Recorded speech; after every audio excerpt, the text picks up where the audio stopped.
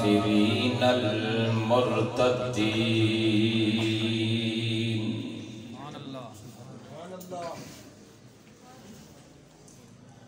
أما بعد فأعوذ بالله من الشيطان الرجيم.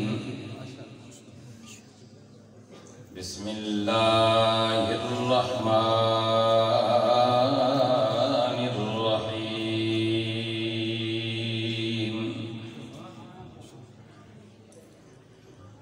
يا أيها الذين آمنوا قوا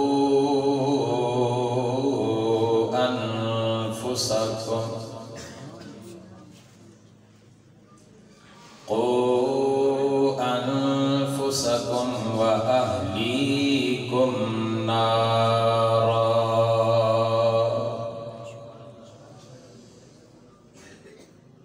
وقودها الناس والحجارة. وقال تعالى في مقام آخر: والذين جاهدوا فينا لنهدينهم سبلنا.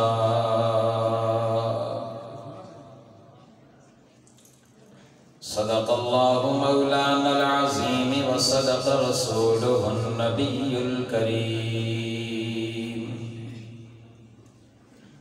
ونحن على ذلك لمن الشاهدين والشاكرين، والحمد لله رب العالمين. تمام احباب شوق اور محبت کے ساتھ بآواز بلند درود پاک پڑھ لیں. اللہم صلی علی سیدنا و مولانا محمد وعلى آل سيدنا ومولانا محمد وبارك وسلم وصل عليه.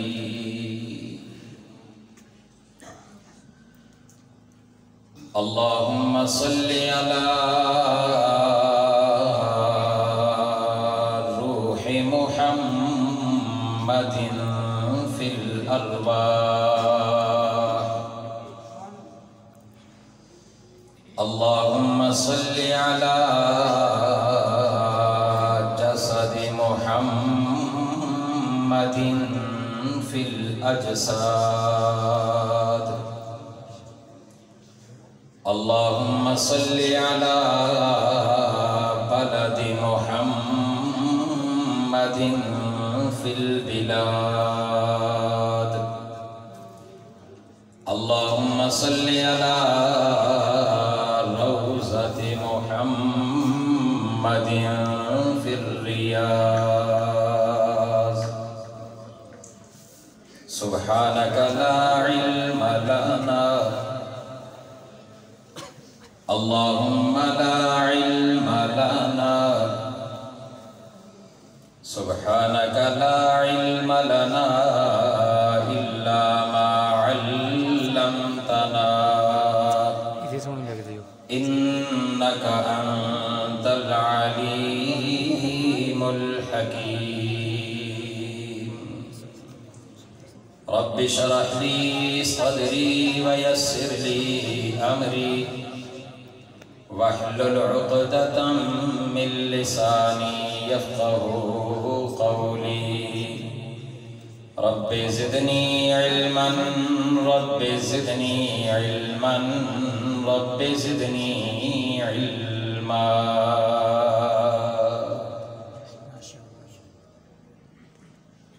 جے میں ویکھاں اپنے عملاں ولے،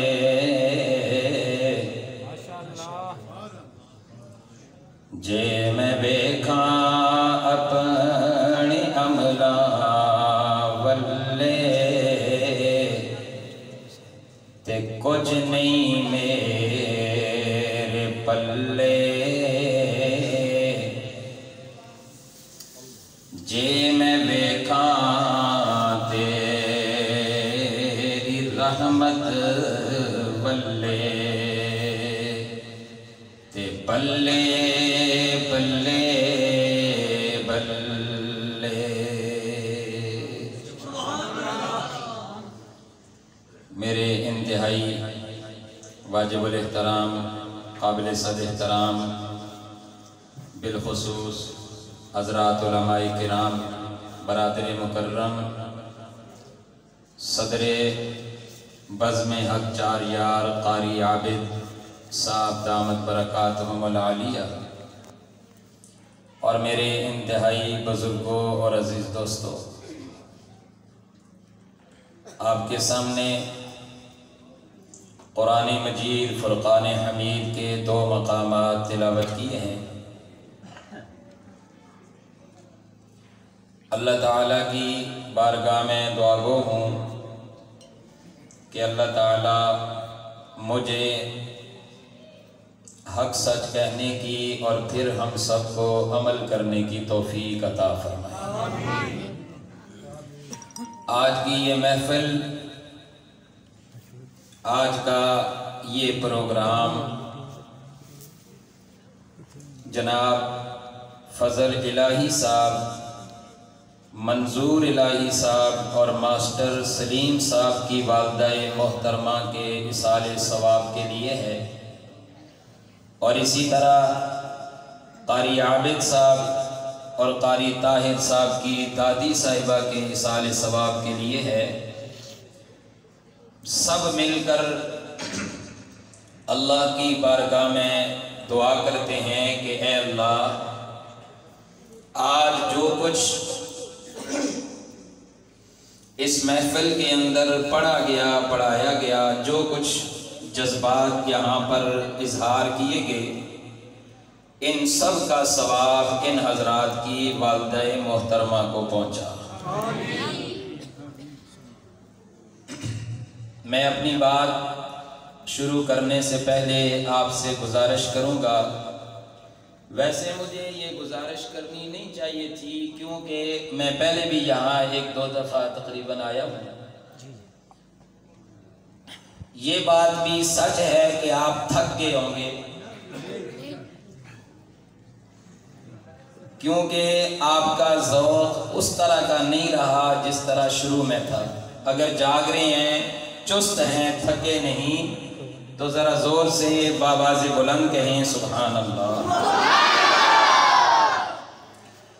میں نے جو آیات کریمہ تلاوت کی ہیں، اپنے عنوان کے اعتبار سے مجھے جو عنوان دیا گیا وہ ہے فکر آخرت۔ فکر، جاگ کے بیٹھیں، فکر آخرت۔ تو میں کوشش کروں گا کہ انشاءاللہ آپ کے سامنے اسی عنوان میں رہ کر گفتگو کروں، اور آپ سے گزارش کروں گا جو بات اچھی لگے، سمجھ آئے، تو اس پر آپ نے جاگ کر کیا کہنا ہے؟ ماشاءاللہ، جاگ کر بولیں، کیا کہنا ہے؟ اللہ تعالیٰ اپنے قرآن میں ایمان والوں کو خطاب فرماتے ہیں۔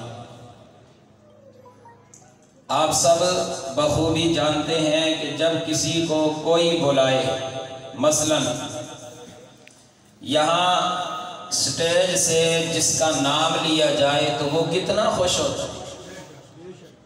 ذرا زور سے بولے، خوش ہوتا ہے؟ خوش ہوتا ہے۔ اس لیے خوش ہوتا ہے کہ ان بیٹھے ہوئے لوگوں میں، اس مسجد میں، اس علاقے میں اس کا نام روشن ہو جاتا ہے۔ یہی بات ہے، جا کے بولو، یہی بات ہے نا؟ تو جب کسی کو علاقے کا ڈی سی بلائے، وہ اس کی خوشی کا کیا اظہار ہوگا؟ جب کسی کو علاقے کا کوئی چیئرمین بلائے یا کوئی وڈیرا بلائے یا اس کو خطاب کرے تو وہ کتنا خوش ہوتا ہے۔ باڈی شیر خان والوں، میں آپ سے یہی التجا کرنا چاہتا ہوں، آپ کتنے خوش نصیب ہیں، ایمان والے کتنے خوش نصیب ہیں، اگر ڈی سی کسی کو پکارے وہ خوشی سے سماتا نہیں، اگر کسی کو کوئی وڈیرا پکارے وہ خوشی سے سماتا نہیں۔ ایمان والے کتنے خوش نصیب ہیں، فرشوں سے نہیں، کوئی عہدیدار نہیں، مخلوق نہیں، جنہیں خود عرشوں پہ بیٹھ کے خالق خدا پکارتا ہے۔ اللہ کیسے پکارتے ہیں؟ ذرا زور سے کہیں سبحان اللہ۔ الہ العالمین فرماتے ہیں، اللہ فرماتے ہیں یا ایھا الذین آمنو، اے ایمان والو، میں تصورات کی دنیا میں سوال کرتا ہوں، رب کریم ایمان والے ذکر فرمایا، اللہ فرماتے ہیں اپنی عبادت کا تذکرہ تھا، ایمان والوں کو خطاب نہیں کیا، اپنی الوہیت کی بات تھی، ایمان والوں کو خطاب نہیں کیا، اپنی وحدانیت کے دلائل تھے، ایمان والوں کو خطاب نہیں کیا، بلکہ وہاں پہ یا ایھا الناس کا لفظ ذکر فرمایا۔ ایمان والے مجھے اتنے عزیز ہیں، اللہ فرماتے ہیں میں نے ان کی صفت ایمان کو مخاطب کر کے یوں اشارہ کر دیا، یا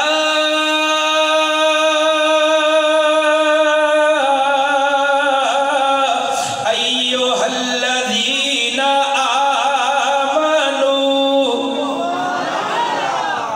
اے ایمان والو، رب کریم ایمان والوں کے لیے حکم، اللہ فرماتی ہیں